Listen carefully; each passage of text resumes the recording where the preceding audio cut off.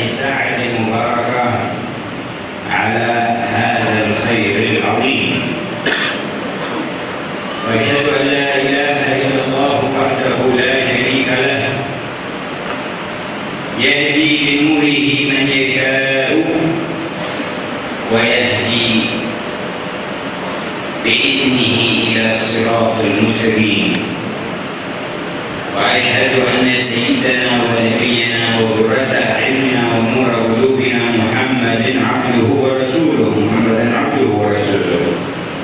النبي الصادق الأمين. اللهم صل وسلم وبارك على عبدك المصطفى سيدنا محمد وعلى آله الطاهرين وأصحابه الغر الميامين ومن تبعهم بإحسان إلى يوم الدين، وعلى جميع الأنبياء والمرسلين والملائكة المقربين وعبادك الصالحين، وعلينا معهم وفيهم برحمتك يا أرحم الراحمين. أما بعد،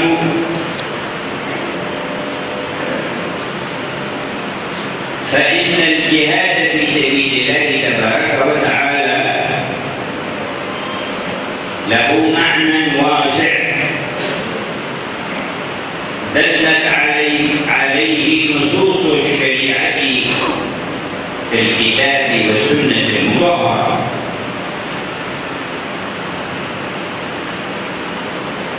يحتاج إلى أن يعرف ويتضح معناه بأذهان أهل هذه الملة، وأن تعرف أنواعه وأقسامه، وأن تعرف أحكامه كذلك. فإنه عند القصور في النظر والاختلاط في الفهم يحصل تخبط وتغليط كثير يترتب عليه ضرر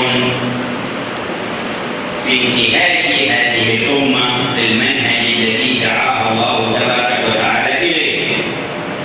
فنقول في تعريف الجهاد في سبيل الله أنه بذل الجهد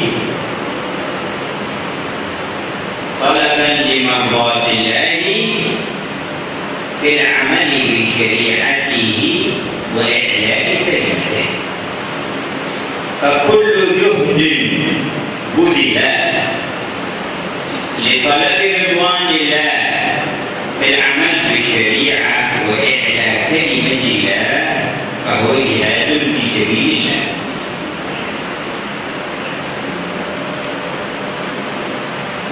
ولكن نوعا من أنواع هذا الجهاد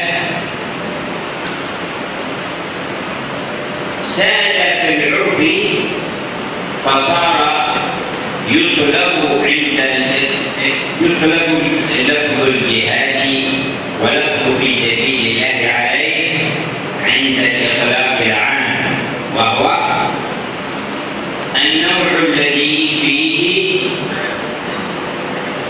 تقديم النفس وتعريضها لمفارقة الحياة الدنيوية في نصرة الله ورسوله وإعلاء كلمته. هذا النوع من أنواع الجهاد ينصرف إليه اللفظ كثيرا ويطلق عليه في كثير من الأحيان، غير أنه لا ينحصر الجهاد فيه قط بالدلالات الكثيرة. إذن فقد عرفنا أن بذل الجهد طلبا لمرضاة الله في العمل بشريعته وإعلاء كلمته هو الجهاد في سبيل الله. وهذه الأنواع التي سنتحدث عنها قد يرتفع قدر النوع منها ويعظم ثوابه باعتبارات ترد عليه، وسنبين ذلك في موضوعنا هذا وكلمتنا هذه في هذه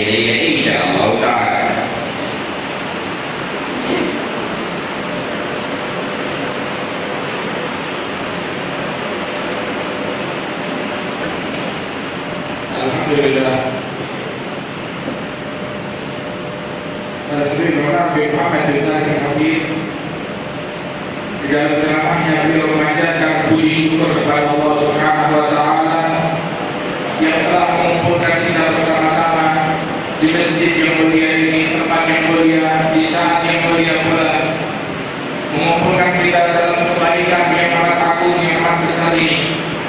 Sungguh Allah Subhanahu wa taala memberikan hidayah dengan cahayanya kepada orang yang dikehendaki, dan Allah taala memberikan petunjuk tersebut dengan ilmu diberikan kepada hambanya hingga hambanya tahu bagaimana menempuh jalan yang lurus. Salawat serta salam atas Nabi Muhammad sallallahu alaihi wasallam, sang pembawa hidayah tersebut, serta atas keluarga dan sahabat-sahabat beliau. Lebih baik mengatakan bahwasanya jihad di jalan Allah Subhanahu wa taala, kalimat jihad fisabilillah itu memiliki makna yang sangat luas, sebagaimana terbukti dari dasar-dasar yang disampaikan baik dari Al-Quran ataupun hadis Nabi Muhammad sallallahu alaihi wasallam. Dan makna yang sangat luas dari jihad tersebut perlu diperkenalkan, perlu kita ketahui makna sebenarnya dari jihad. Begitu juga jenis-jenis jihad, bagian-bagian dari jihad, serta hukum-hukum jihad tersebut, agar tidak terjadi kesalahpahaman yang banyak menimpa banyak orang, sehingga memperoleh persepsi yang buruk tentang jihad tersebut dikarenakan kurang pahamnya dia akan makna sebenarnya dari jihad. Maka arti makna sebenarnya dari jihad itu adalah badlul juhud talaban mardhatillah wal amal bisyari'ah fil amal bisyari'ah wa i'la kalimatillah, yaitu dia mengerahkan segala kemampuan yang dia miliki, menggunakan apapun yang dia miliki, dia berikan segala yang dia punya untuk mencari keridhaan Allah Ta'ala, semuanya itu dalam rangka mengamalkan syariat serta meninggikan kalimat Allah Subhanahu wa Ta'ala. Maka setiap amal yang dilakukan untuk mencari ridha Allah dalam menjalankan syariat serta meninggikan kalimat Allah, maka itu adalah jihad. Dan terkadang banyak orang hanya memahami makna daripada jihad, yaitu mengorbankan nyawa, mengorbankan dirinya demi meninggikan kalimat Allah. Terkadang makna jihad diartikan seperti itu. Akan tetapi makna jihad sebenarnya bukan itu saja, tidak terbatas kepada mengorbankan dirinya, mengorbankan nyawanya, tidak sebatas itu saja. Akan tetapi jihad memiliki makna yang sangat luas. Maka apabila kita telah mengetahui artian daripada jihad, yaitu mengorbankan segala apa yang kita miliki, segala apa yang kita punya, serta rangka untuk mencari ridha Allah dalam rangka menjalankan syariat serta meninggikan kalimat Allah, itulah makna jihad. Dan jihad itu mempunyai macam-macamnya, mempunyai jenis-jenis yang perlu kita ketahui, yang mana jenis-jenis tersebut masing-masing memiliki pahala yang sangat besar dari Allah Subhanahu wa taala. فالاجتهاد على تربية الأسرة والأولاد في إيمانهم وأخلاقهم جهاد في سبيل الله، والاجتهاد في كسب النفقة الحلال للأسرة جهاد في سبيل الله، والسعي على الأرامل والمساكين جهاد في سبيل الله، والتفرغ لأخذ العلوم الشرعية لأجل العمل بها وتعليمها جهاد في سبيل الله تبارك وتعالى.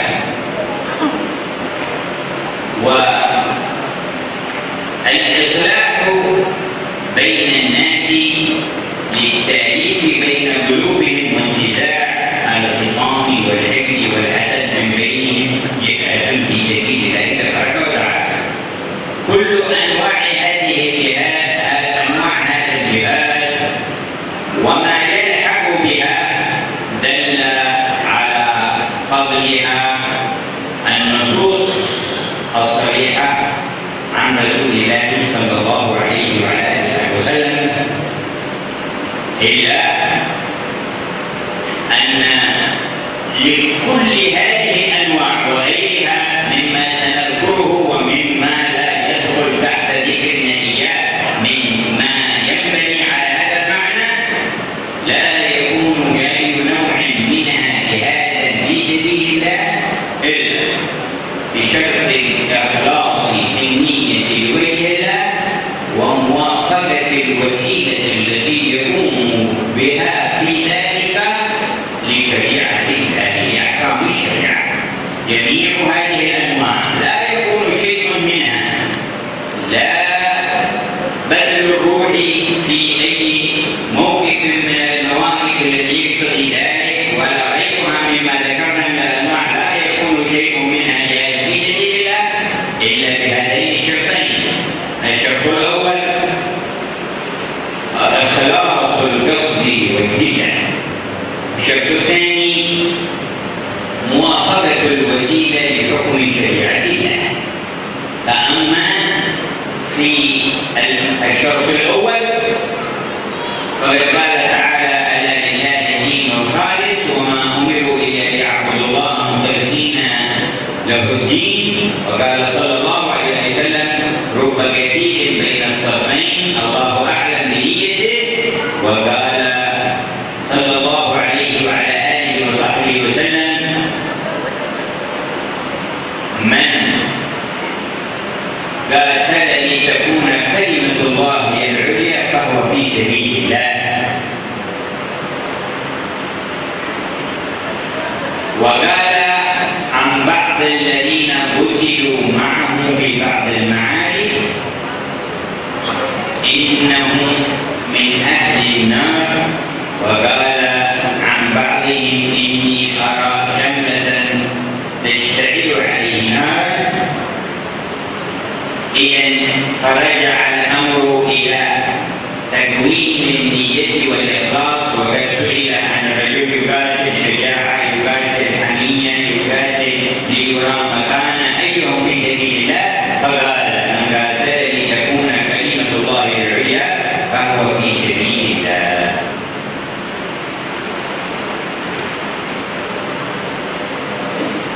Al-Habib Umar mengatakan bahwasanya demikian banyak jenis-jenis jihad tersebut.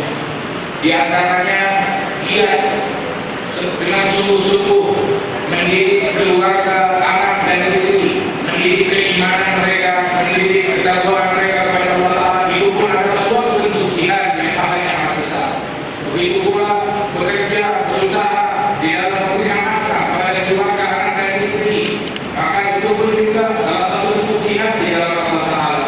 Begitu juga berusaha di dalam membantu janda-janda yang lemah, maka itu pun juga adalah suatu bentuk jihad, termasuk juga menyisihkan waktunya untuk belajar, untuk menuntut ilmu. Dia belajar ilmu semata-mata untuk mengamalkan ilmu tersebut karena Allah Ta'ala, maka itu pun adalah suatu bentuk jihad. Maka demikian banyak daripada bentuk-bentuk jihad itu. Di antaranya dia mengakurkan antara dua orang yang saling berselisih, dua orang yang saling tidak sepakat, dia akurkan, dia perbaiki agar tidak ada kebencian antara mereka, tidak ada kebencian antara mereka satu sama lain. Maka ini pun juga mengakurkan orang yang berselisih. Itu pun adalah jihad di dalamnya Allah Subhanahu wa Ta'ala.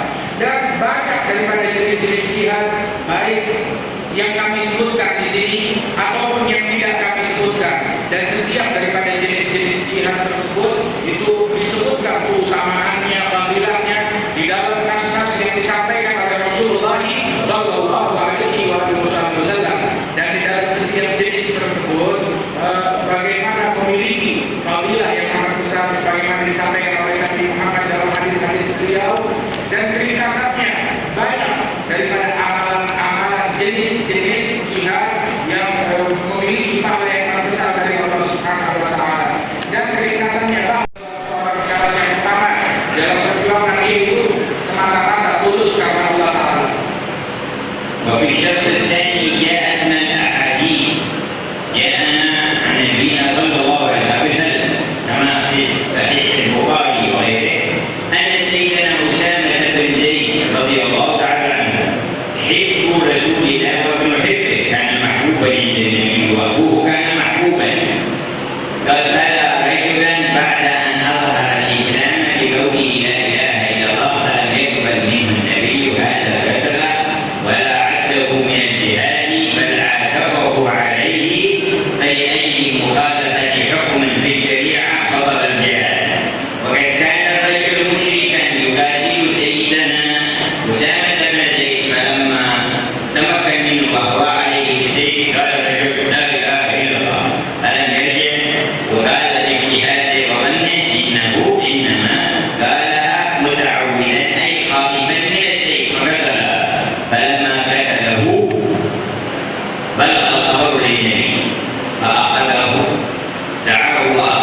يعاتبه ويقول أقتلته بعد ما قال لا إله إلا الله؟ قال يا رسول الله إنما قالها متعوذا خايف من السيف. قال هلا شفقت عن قلبك ويحك فما تصنع بلا إله إلا الله يوم القيامة. تبدل مرة أخرى أسامة أقتلته بعد أن قال لا إله إلا الله؟ ويحك هلا شفقت عن قلبك فما تصنع بلا إله إلا الله يوم القيامة. سكت في رجع أسامة أقتلته بعد أن قال لا إله إلا الله؟ ويحك فما تصنع بلا إله إلا الله يوم القيامة. فلما رأى العتاب خاف سيدنا أسامة وقال وددت أنه لم أسلم قبل هذا وأن الإسلام جاء من بعد هذه الوقعة ليغطي هذه السيئة الكبيرة فعدها من أكابر الذنوب. فلم يعدها جهادا ولكن عدها من أكابر الذنوب لأي مخالفة بحكم شريعة. فلا بد أن يقوم وسائل الجهاد وأعماله على موافقة لأحكام الشريعة. وفي نفس هذا المعنى نقرأ في الصحيحين في صحيح البخاري أيضا قول صلى الله عليه وسلم من قتل معاهدا أو ذميا لم يرح رائحة الجنة. معاهد كافر ولكن بيننا وبين عهد ودخل في ذمتنا بيننا وبينه صلح. فإذا اعتدى واحد منا عليه فقتل تعرض لأن يطرد من رحمة الله. إذا فليس قتل كل كافر مكمل إلى الله تعالى وقتل بعض الكفار يكون سببا للحرمان من الجنة. نقرأ الحديث الصحيح في صحيح البخاري من قتل معاهدا أو ذميا لم يرح رائحة الجنة. ولذا لما مر بعض الصحابة رضي الله تعالى عنهم على جماعة يولون ذميا خرج من على مركوبه وقال ذمة الله ورسوله تخبر وأنا حي فخلصه منهم وخوفهم بالله تبارك وتعالى. كلمة تستخدمون الذمي هذا النوع من الاستخدام الذي يتوعد الناس لا يجوز له هو في ذمة الله وذمة رسوله فلا تكفر الذمة. ففرح الصحابة عن رسول الله معاني الجهاد. ولهذا المعنى أيضا نسمعه يقول عن الذي كان معه في غزوة خيبر فأصابه سهم من اليهود فقتل قالوا هنيئا له شهادة في سبيل الله قال لكني أرى شملة تشتعل عليه نارا. الرجل معني بالغزوة لكن يخالف الشريعة ورغبت نفسه في شملة كساء خفيف من الشعب ليس من المعتاد.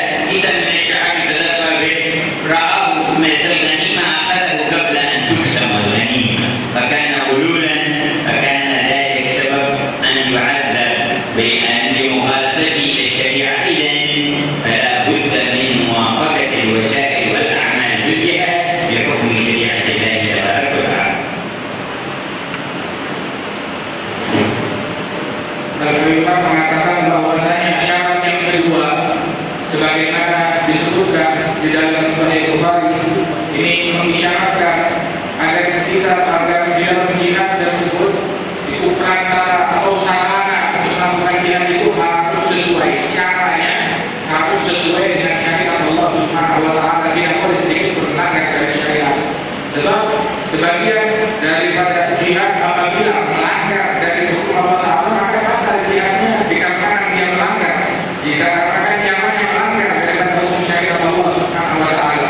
Sebagaimana di dalam disebutkan dalam Sahih Bukhari kisah yang amat terkenal yaitu kejadian yang terjadi pada Usamah bin Zaid, salah seorang kekasih Rasulullah, sahabat kesayangan Rasulullah sallallahu alaihi wasallam, di mana di dalam suatu peperangan ketika beliau hampir mengalahkan seorang kafir maka tiba-tiba orang kafir tersebut langsung berteriak mengucapkan la ilaha illallah, mengucapkan dua kalimat syahadat masuk dalam agama Islam. Maka Usamah tahu, dia sadar kalau orang mengucapkan kalimat tersebut semata-mata agar dia selamat daripada pedangnya Usamah, agar selamat dari kematian. Maka tetap dibunuh oleh Usamah orang tersebut. Maka ketika terdengar berita ini kepada Nabi Muhammad sallallahu alaihi wasallam, maka Rasulullah marah sekali. Dia memanggil kepada Usamah akibat pelanggarannya kepada syariat ini. Walaupun niatnya bagus, jihadnya bagus, akan tetapi dia melanggar kepada syariat Rasul sallallahu alaihi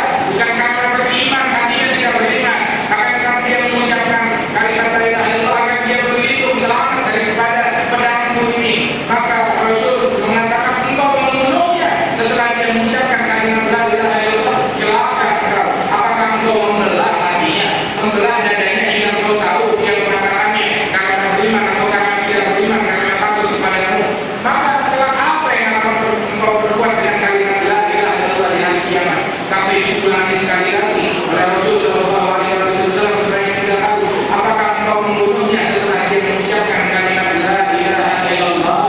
Celaka engkau kalau begitu. Apakah engkau membelah dadanya hingga engkau tahu apa isi hatinya? Apa kelak yang akan engkau perbuat di hari kiamat dengan kalimat la ilaha illallah?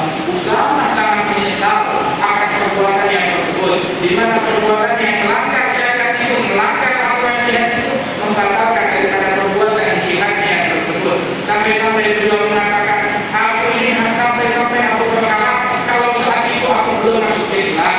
Hingga aku berharap aku baru masuk Islam setelah kejadian ini. Hingga Islamku itulah yang akan menghapuskan daripada kesalahan fatal yang aku lakukan pada hari tersebut. Begitu kata Sayyidina Usamah bin Zaid radhiyallahu anhu.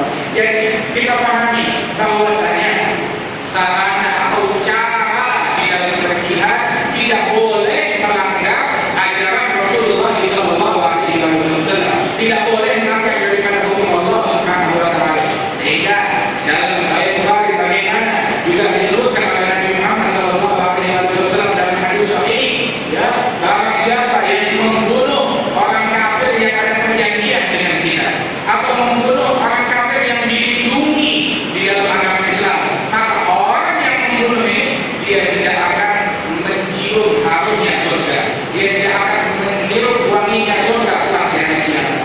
Dia membunuh orang kafir yang dilindungi di dalam agama Islam atau membunuh orang kafir yang ada perjanjian dengan agama Islam, apabila dia bunuh maka dia tidak akan mencium, tidak akan menghirup harumnya dan wanginya surga kelak di hari kiamat.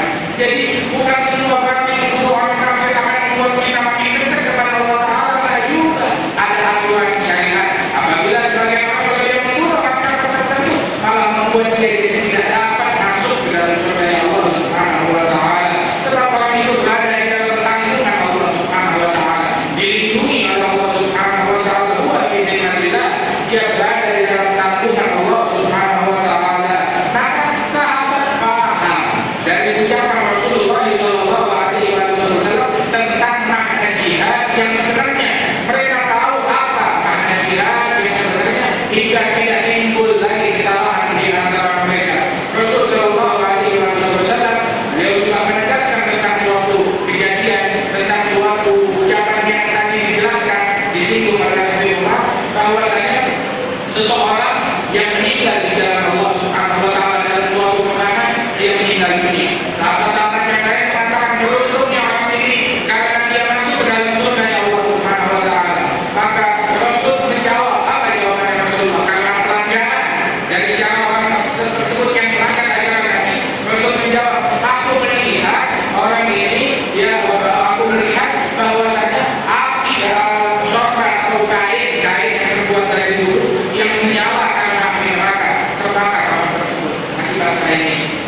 Maka setelah diselidiki ternyata orang tersebut dia pernah menyembunyikan dalam jihadnya itu, caranya dia mengambil barang milik orang kafir sebelum dibagikan sebagai rampasan perang, dia ambil dan sembunyikan, dia ingin miliki sendiri barang tersebut yang terbuat dari sorban yang terbuat dari bulu itu. Maka karena caranya yang tidak benar ini, maka disitu oleh Rasulullah SAW aku melihat dia terbakar bahan dari wall, bahan yang terbuat dari bulu yang dibakar oleh api bakar akibat perbuatan orang tersebut. Nah, ini isyarat bahwasanya cara kita di dalam melakukan sesuatu amal, kalau motivasinya jihad, maka caranya harus sesuai dengan hukum Allah dan hukum Rasulullah SAW. وإذا اجتمع شرطان فيعظم الأجر ويرتفع البذل باعتبارات متعددة، منها أن يكون في القيام بشيء من تلك الأنواع مشقة شديدة وحصول أثر كبير في نشر النور والخير، وذلك كحال جهاد سيدنا النبي محمد صلى الله عليه وسلم في مكة قبل أن يشرع نوع الجهاد والجهاد بالمبادرة. في مكة المكرمة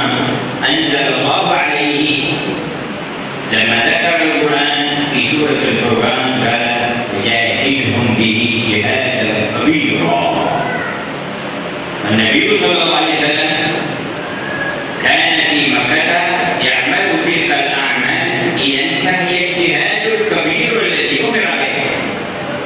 تحمل المشقة وواصل التبليغ في مكة المكرمة وصبر على ما يعامله به الكفار، ولم يتبهر أو يتراجع، ولم يقصر في التبليغ ومعاودة ذلك بصبره الواسع، حتى كان يتردد عليهم ويرسلهم إلى أماكنهم ويترقب الفرصة لكلامهم ويخرج بعبادته إلى عند الكعبة وعندها أصنامهم فيعرض عن الأصنام ويعبد الله وحده.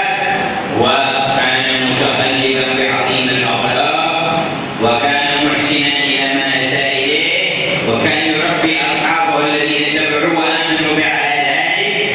إذن فهذا جهاد كبير، هذا الجهاد الكبير الذي نفذه وعمله صلى الله عليه وسلم خلال السنوات بمكة المكرمة قبل أن يهاجر إلى المدينة صلى الله عليه وعلى آله وسلم.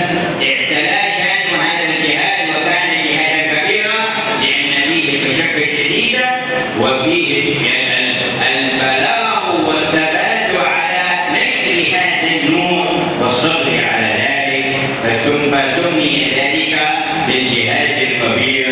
فما أعظم الجهاد الذي سماه الله كبيرا قام به أكبر الخلق بدرا وهو نبينا البدر المنير صلى الله عليه وآله وسلم.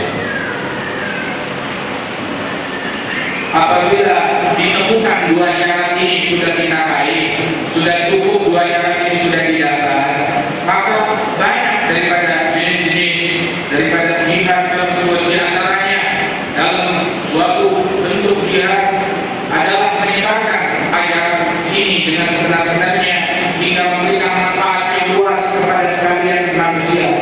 Sebagaimana Rasulullah SAW dahulu di Makkah, beliau bersabar, beliau menanggung berbagai beban dan kesulitan, dan beliau semuanya ini dilakukan dalam rangka menyebarkan ajaran ini, dalam rangka menyebarkan agama Islam yang mulia ini hingga semakin luas.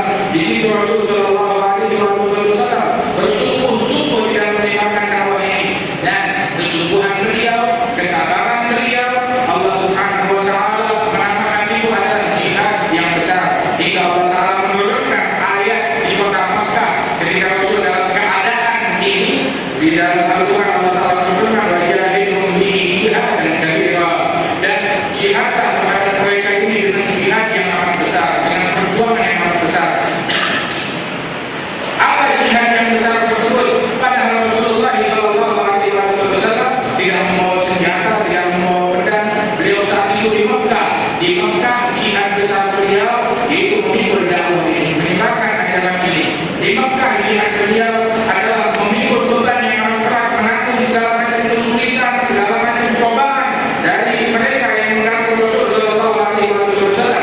Rasulullah bersabar, sama sekali beliau tidak berkurang di dalam menyebarkan dakwahnya, sama sekali beliau tidak mundur di dalam menyebarkan ajarannya ini, di dalam menyampaikan ajaran dari Allah Subhanahu wa Ta'ala. Bahkan beliau pergi keluar menyampaikan dakwah ini sampai pergi ke Masjidil Haram, ke Ka'bah. Beliau sholat di sana, beliau duduk di sana, beliau beribadah di sana, dan saat itu Ka'bah dikelilingi oleh 360 berhala. Tapi Rasulullah tetap hadir, tetap duduk, tetap sholat, dan keadaan beliau ketika mengalami kesulitan tersebut maka disebutkan oleh Allah Ta'ala sebagai keadaan jihad yang terbesar.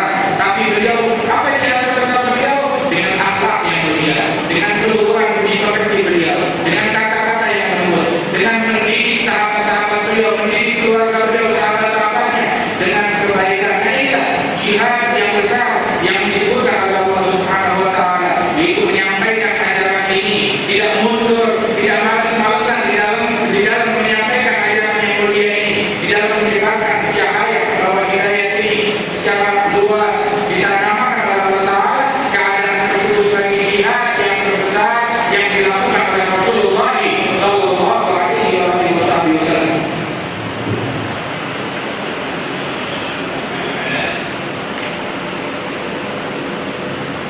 ومن هذا المعنى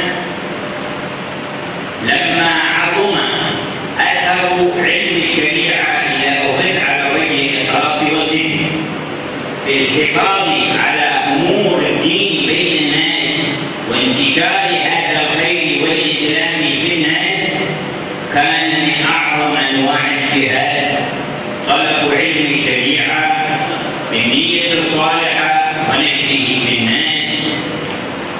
وبذلك قال ابن مسعود رضي الله تعالى عنه: لا يودن رجال قتلوا في سبيل الله شهداء أن يبعثهم الله علماء لما يرون من كرامتهم عند الله يوم القيامة.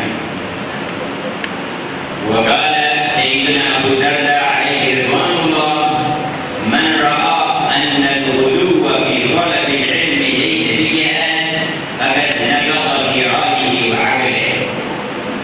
وقال صلى الله عليه وسلم فيما روى الترمذي وغيره: من خرج في طلب العلم فهو في سبيل الله. وقال صلى الله عليه وآله وسلم: من جاءه الموت وهو يطلب العلم ليحيي به الإسلام فبينه وبين الأنبياء في الجنة درجة واحدة. فبينه وبين الأنبياء في الجنة درجة واحدة، ترتقي من درجة الشهداء إلى درجة الصديقين، من درجة الصالحين إلى درجة الشهداء إلى درجة الصديقين، فيكون من كبار الصديقين تحت النبوة مباشرة.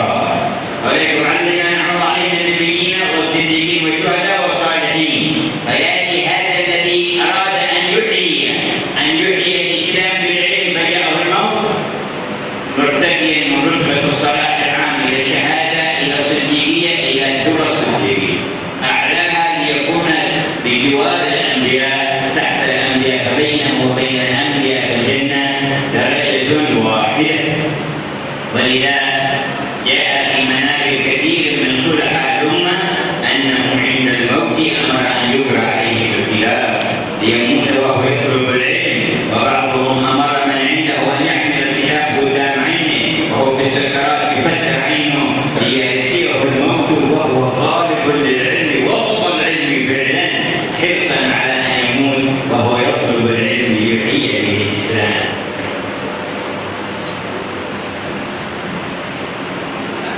Di antara makna jihad yang besar itu, ketika betapa agung kedudukan ilmu syariat ini, maka dijadikan menuntut ilmu syariat, menuntut ilmu agama ini sebagai jihad, salah satu bentuk jihad yang terbesar.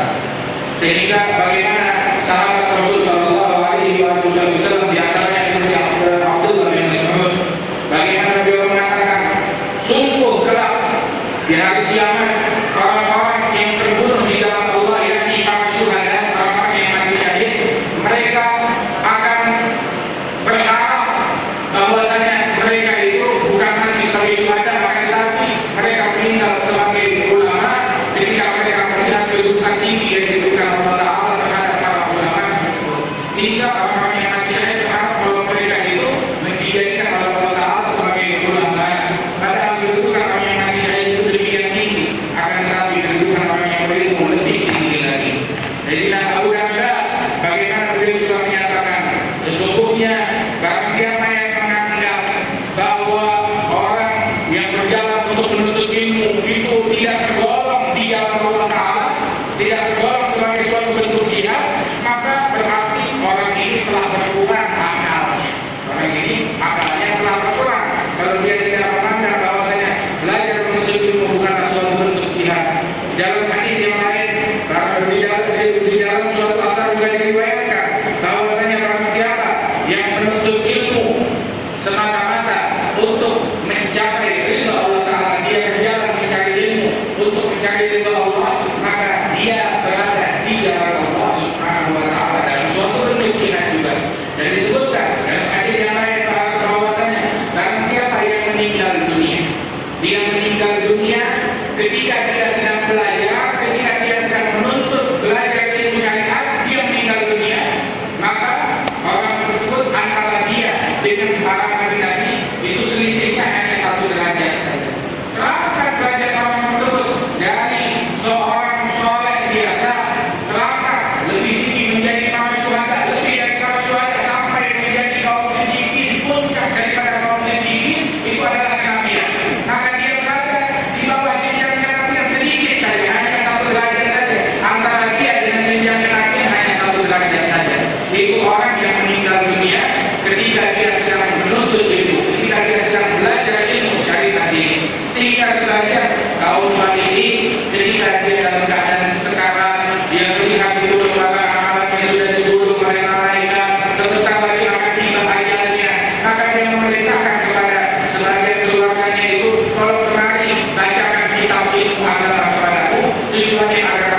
meninggal ketika aku sedang belajar di ilmu agama. Begitulah sampai di sini keinginan dia, yaitu meninggal dalam keadaan menuntut ilmu, dalam keadaan belajar kepada ilmu agama Islam tersebut. قال صلى الله عليه وسلم يشفع يوم القيامة ثلاثة: الأنبياء ثم العلماء ثم الشهداء الأكرم برتبة تلي النبوة وفوق الشهادة. Rasulullah Shallallahu Alaihi Wasallam beliau juga bersabda bahwasanya kelak di hari kiamat ada 3 orang yang memberikan syafaat kepada sekalian manusia, yang memberikan pertolongan, yang diizinkan oleh Allah memberikan pertolongan kepada sekalian manusia.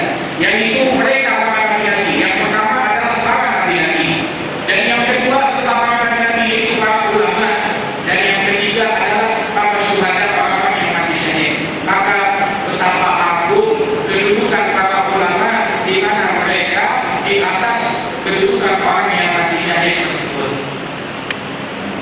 وفي هذا المعنى جاء في الأثر ما أعمال البر يعني أعمال أنواع الطاعات في الجهاد في سبيل الله إلا كبسطة في بحر وما أعمال البر والجهاد في طلب العلم الشرعي إلا كبسطة في بحر.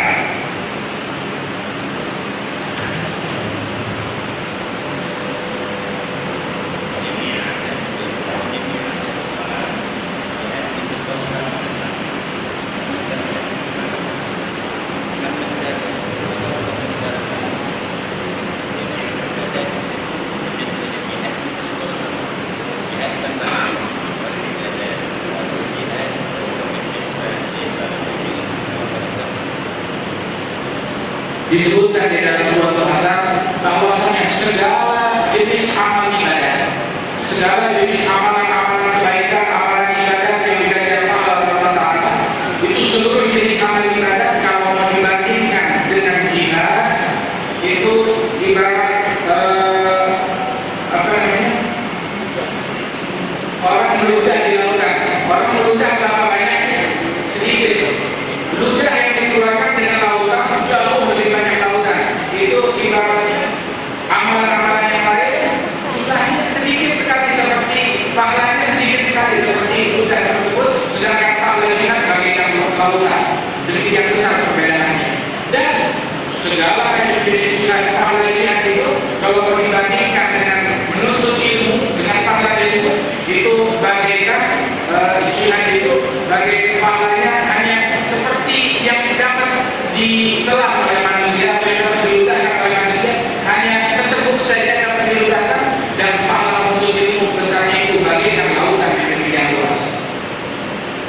وإذا كان المسلم مهيما بين قوم من الكفار يمنعونهم عن إظهار شعائر دينه فلا يقدر على إقامة الجماعة ولا يقدر على صلاة الجمعة ولا يقدر أن يظهر دينه ويعمل شعائره، يكون الجهاد في حقه أن يهاجر وأن يخرج من بينهم وأن يبعد عنهم. وفيه جاءت الآية: إن الذين توفاهم الملائكة ظالمي أنفسهم قالوا فيما كنتم؟ قالوا كنا مستضعفين في الأرض قالوا ألم تكن أرض الله واسعة فتهاجروا فيها.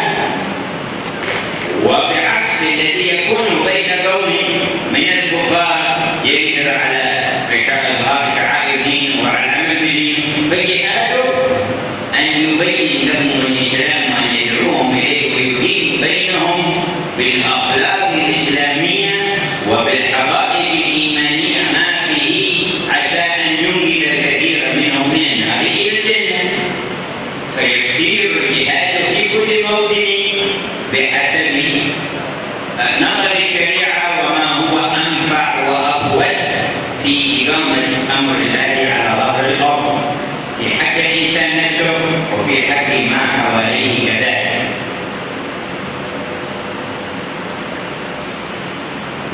Maka orang Islam yang tinggal di antara orang-orang yang kafir, di mana dia tidak sanggup melaksanakan keislamannya, tidak sanggup memperkenalkan sholatnya, tidak sanggup memunculkan syiar-syiar Islam sama sekali, dia ditindas, maka orang ini, maka dia jihadnya itu, yaitu dengan keluar dari negeri tersebut.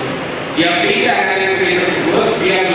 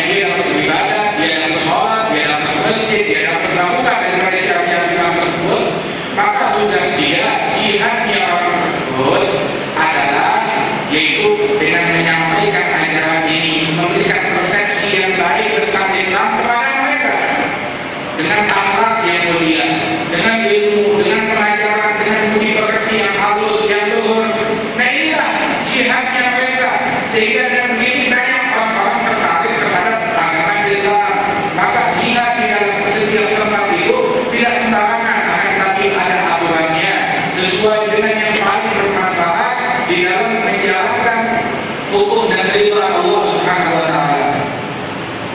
وبهذا نعلم أن المسلمين في سنغافورة مثلا بابهم في الجهاد في سبيل الله تبارك وتعالى أن يحسنوا التمسك بهذا الدين والقيام بأخلاقه وأن يتعاونوا على تربية أبنائهم وبناتهم تربية نبوية إسلامية صحيحة، وأن يتعاونوا على نشر العلم النافع بينهم، وأن يظهروا أخلاق الإسلام لمن سواهم حتى يدعونهم إلى دين الله تبارك وتعالى بالفعل والحال وبالقول الطيب.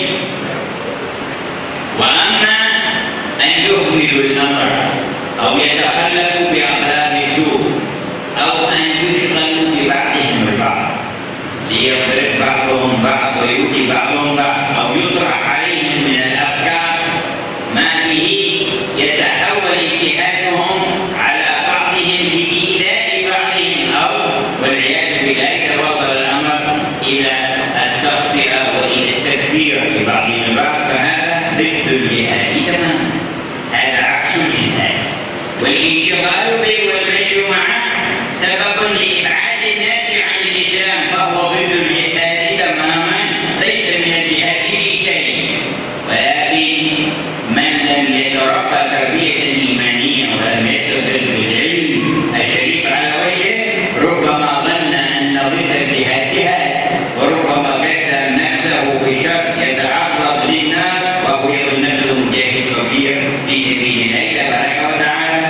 لما تغير نظر عقول جماعة دخلوا المدينة بعد عهد الصحابة عليهم رضوان الله تعالى، فوقعت الحرة كثرت المدينة المنورة أيام يزيد بن معاوية، لما تغيرت نظرة عقولهم إلى الأمور فيهم الذي دخل المدينة وكثر الناس في مدينة النبي محمد وآتى وانتهكوا الأعراض وعطلت الصلاة في المسجد النبوي 3 أيام، ثم لما خرج قال بعد هذا الجهاد ما يعجبني لا انظر كيف يفعل المنكرات ويتعرض له. النبي يقول في المدينة ما أحدث فيها حدثا أو آوى محدثا فعليه لعنة الله وملائكته أجمعين، وهذا يفتخر بإحداث الحدث الخبيث في المدينة ويقول ما عاد يعذب بعدها.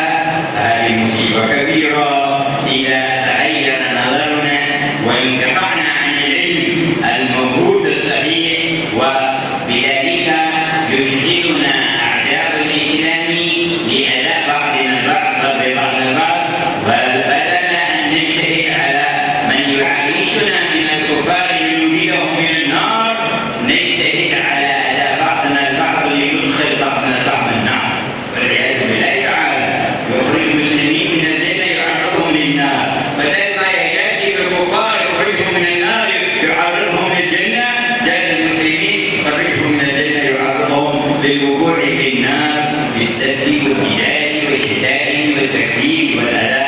الله يحفظ أحوال المسلمين في سنغافورة وفي جميع بقاع الأرض ويرزقهم التعاون على مرضات الله ويجنبهم الفتن والمحن ما ظهر منها وما بطن.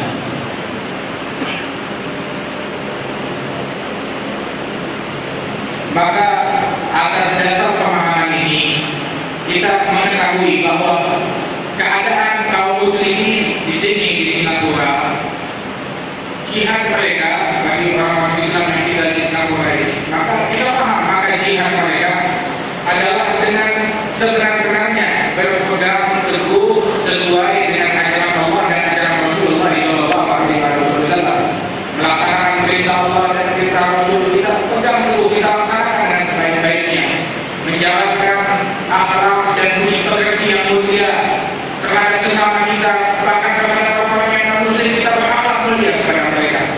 Dan juga jihadnya kita muslimin di Singapura ini yaitu dengan mendidik diri kita, mendidik keluarga kita, anak-anak dan istri kita dengan didikan yang benar, didikan yang baik, didikan yang diajarkan oleh Nabi Muhammad SAW. Dan juga jihadnya kita yaitu dengan saling bantu, saling tolong-menolong, saling bantu satu sama lain di dalam melaksanakan ilmu ini, di dalam belajar, di dalam proses belajar dan mengajar, menyampaikan dan juga jihadnya kita yaitu dalam berbudi pekerti yang baik antara sesama satu sama lain. Adapun kalau kita melalaikan perkara ini, kita tidak peduli dengan perbuatan turunan syariat, kita tak mau menjalankan akhlak ilmu budi pekerti, kita tak mau ini anak, kita tak mau saling bantu dan menolong di dalam mengajar dan belajar ini, kita pun tak mau. Lantas kita saling mengganggu satu sama lain, kita saling memukul sesama kaum muslimin, kita saling ganggu sesama kaum muslimin, bukan lagi orang-orang yang muslim sesama kita. Bahkan sampai kebablasan kita saling mengkafirkan, kita saling mencaci, kita saling memecah belah sesama kaum muslimin, kita mengkafirkan satu sama lain. Maka perbuatan ini adalah lawan daripada jihad. Ini adalah bertentangan dengan jihad yang dibawa oleh Nabi Muhammad SAW. Ini adalah kebalikan daripada jihad. Ini melawan daripada jihad. Sebab dia menyebabkan orang-orang non-Islam menjadi makin jauh dari Islam, membuat masyarakat makin benci kepada Islam, makin menjauh daripada Islam. Maka orang ini dia bukan mendekatkan orang kepada Islam, dia membuat orang makin jauh dari Islam. Berarti dia itu bertentangan dengan jihad, berarti dia itu bersintangan berlawanan dengan jihad. Barangkali orang yang melakukan hal seperti ini dia beranggapan, sebab pemikirannya sudah berubah, akalnya itu sudah berubah. Dia beranggap bahwa dirinya itu adalah seorang mujahid, seorang ahli jihad yang hebat, seorang ahli jihad yang besar. Dia kafirkan orang, dia mengganggu orang, dia menganggap dirinya seorang ahli jihad yang amat hebat, yang amat besar. Nah ini karena perubahan akalnya, cara berpikirnya yang sudah terganggu akibat salah paham di dalam rimba ilmu ini. Ini terjadi dahulu, di zaman dahulu itu, baik di zaman para sahabatnya Nabi Muhammad SAW, zaman setelah mereka itu pada masanya Yazid bin Muawiyah, itu banyak orang-orang yang menyerbu ke kota Madinah, membunuh banyak dari para ulama, dari para nabi, dari para sahabat di situ. Dia bunuh, dia bantai dari para sahabat itu hingga banyak yang meninggal dunia. Dan mereka orang Islam, mengaku Islam dan menganggap ini adalah jihad. Setelah berjihad membantai banyak dari para orang yang dekat dengan Nabi Muhammad. Lantas mereka mengatakan setelah selesai dari pembantaian itu, mereka mengatakan, sungguh setelah jihad ini kita tidak akan disiksa oleh Allah Ta'ala. Ini adalah jihad yang besar. Apa jihad yang mereka lakukan itu dengan membantai sesama kaum muslimin? Ini adalah akibat kesalahpahaman di dalam cara berpikir mereka. Ini sekarang kita ini jangan sampai terbawa oleh musuh Islam yang ingin membuat kita saling mengganggu satu sama lain, saling mendolimi satu sama lain, saling membahayakan, saling memukul satu sama lain. Kita mengeluarkan orang yang berada di surga, kita keluarkan dari surga ke dalam neraka. Yang sudah benar-benar menjalankan Islamnya, kita keluarkan mereka, kita ajak mereka masuk ke dalam api neraka. Seharusnya tugas kita orang Islam yaitu mengajak mereka yang berada di zona api neraka, yang jauh dari Islam, kita tarik mereka dengan cara yang baik untuk masuk ke dalam surga yang Allah Ta'ala. Inilah tugas kita, bukan yang berada di dalam surga kita keluarkan mereka dari dalam surga dengan memecah belah mereka, dengan mengacau balau mereka. Karena itu kita minta kepada Allah Ta'ala, mudah-mudahan Allah Ta'ala menjaga kita dan menjaga kaum muslimin yang ada di Singapura ini dari perpecahan, dari kerusuhan, dari kekacauan dan dari persepsi yang salah. ونختم الحديث هذه الليلة باعتبار يعظم به شأن الجهاد في أي نوع من هذه الأنواع، وهو الأساس في إبعاد جميع الأسباب التي تحرم الإنسان ثواب الجهاد. ما هو استيلاء ذكر الله على القلب وكثرة ذكر الله سبحانه وتعالى. وهذه فتوى سيدنا رسول الله صلى الله عليه وسلم في الحديث الصحيح. يا سئل صلى الله عليه وسلم أي الصائمين أعظم أجرا؟ قال أكثرهم لله ذكرا. قالوا أي المتصدقين أعظم أجرا؟ قال النبي أكثرهم لله ذكرا. قالوا أي المجاهدين أعظم عند الله أجرا؟ قال أكثرهم لله ذكرا. كان يسمع جواب سيدنا أبو بكر سيدنا عمر ثبت سيدنا أبو بكر سيدنا عمر قال ذهب الذاكرون بخير الدنيا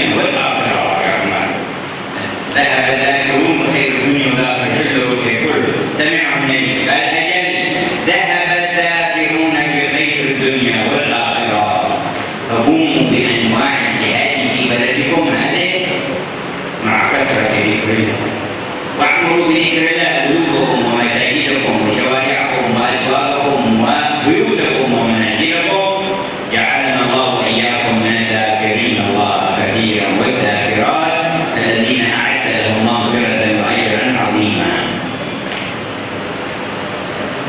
Beliau mengatakan hendaknya ceramah pada malam hari ini kita tutup dengan beberapa menyebutkan merenungi dari beberapa jenis jihad yang pahalanya demikian besar agar kita makin paham sebenarnya tentang makna jihad dan tidak salah persepsi tentang makna jihad yang sebenarnya.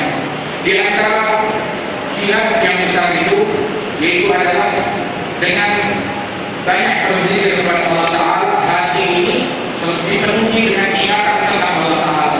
Hatinya selalu ingat kepada Allah Ta'ala. Selalu hati ini berzikir kembali ingat kepada Allah Subhanahu Wa Ta'ala. Maka ini pun adalah inti daripada jihad tersebut. Dalam hadis Rasul Sallallahu Alaihi Wasallam beliau bertanya, siapa orang-orang berpuasa yang pahalanya paling besar di sisi Allah? Orang berpuasa mana yang pahalanya paling besar? Orang yang berpuasa siapa yang pahalanya paling besar? Dengan beberapa soal ini, maka Rasul menjawab, yaitu orang di antara mereka yang paling banyak berzikir kepada Allah, di antara orang yang berpuasa yang paling banyak zikirnya, itulah yang paling besar pahalanya. Orang puasa yang paling banyak zikirnya, itulah yang paling besar pahalanya. Maka ditanya lagi, kalau begitu ya Rasulullah, orang yang membagi-bagikan sedekah yang pahalanya paling besar itu yang mana? Maka Rasul menjawab, orang bersedekah yang paling banyak zikir kepada Allah, itulah yang pahalanya paling besar. Jika sedekah yang paling banyak zikirnya adalah sedekah, itu yang paling besar pahalanya. Ditanya lagi, di antara orang yang berjihad, siapakah orang berjihad yang pahalanya paling besar di antara mereka semua? Rasul menjawab, orang berjihad yang paling banyak zikirnya kepada Allah, dialah yang pahalanya paling besar. Itu sahabat bagaimana berkata pada Sayyidina Abu Bakar Siddiq yang saat itu berada di dekat dengan Rasulullah, dia berkata kepada Sayyidina Umar bin Khattab sambil berbisik, wahai Umar, sesungguhnya orang yang banyak berzikir kepada Allah Ta'ala, maka dia telah meraih kejayaan dunia dan akhirat. Dia telah meraih keuntungan dunia dan akhirat dengan banyak berzikir kepada Allah Ta'ala. Maka Rasul mendengar betul apa yang dikatakannya, bahwasanya orang-orang yang selalu berzikir kepada Allah, dia telah meraih kejayaan dunia dan akhirat. اللهم انا نتوجه اليك تملا قلوبنا بانوار الايمان واليقين وتجعلنا في عبادك المتقين. اللهم اعنا على ذكرك وشكرك وحسن عبادتك. اللهم ارزقنا انواع الجهاد في سبيلك وارزقنا القيام بها على احسن الوجوه مخلصين لوجهك ملتزمين باحكام شرع نبيك. اللهم حنن روح النبي علينا وارزقنا وحسن امتثال امره فيما اوصله الينا. اللهم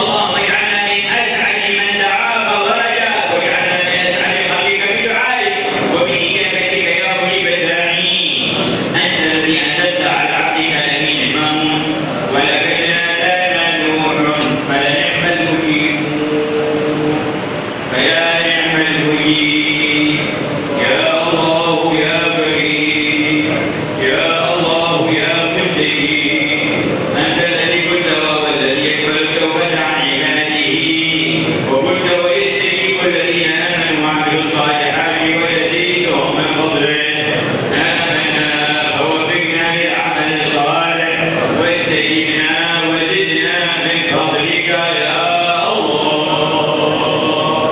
يا الله يا دعوناك يا نعم الرب يا نعم الإله يا مجيب من دعا أنت الذي قلت وإذا سألك عبادي عني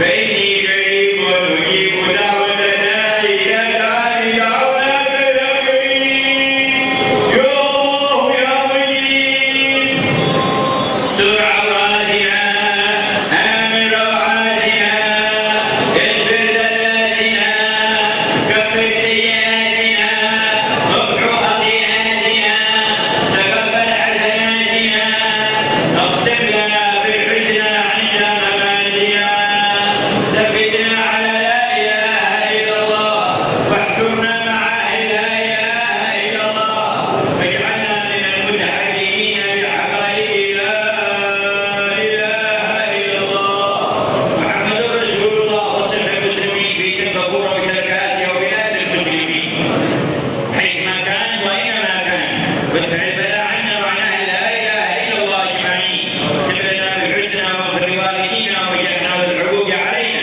بمغفرتك الواسعه يا خير الغافرين.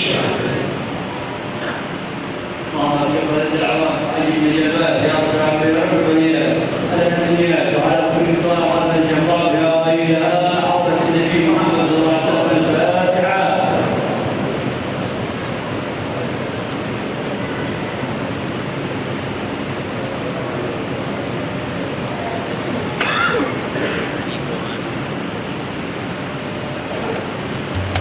مصاحبة الرجال ذوي الوفاء نعيم الخلد في دار الفناء مرافقة الكرام أجل غنم بذي الدنيا وفي دار البقاء بذي الدنيا وفي دار البقاء فرافق أهل علم النور تحظى بأحلى العيش في أصفى الهناء فيا لله من عيش كريم مع الأخيار في حلل الصفاء مع الأخيار في حلل الصفاء مصاحبة الرجال ذوي الوفاء نعيم الخلد في دار الفناء مرافقة الكرام أجل غنم بذي الدنيا وفي دار البقاء بذي الدنيا وفي دار البقاء تقابلك المسرة كل حين إذا هبت نسيمات النقاء وتظفر بالأماني والمزايا وتصبو حين كشف للغطاء وتصبو حين كشف للغطاء مصاحبة الرجال ذوي الوفاء نعيم الخلد في دار الفناء مرافقة الكرام أجل غنم بذي الدنيا وفي دار البقاء بذي الدنيا وفي دار البقاء وتصبو ثم تصبو لا لميا ولكن نشوة جاد العطاء فوا شوق الفؤاد لخير عيش مع الأحباب في غرف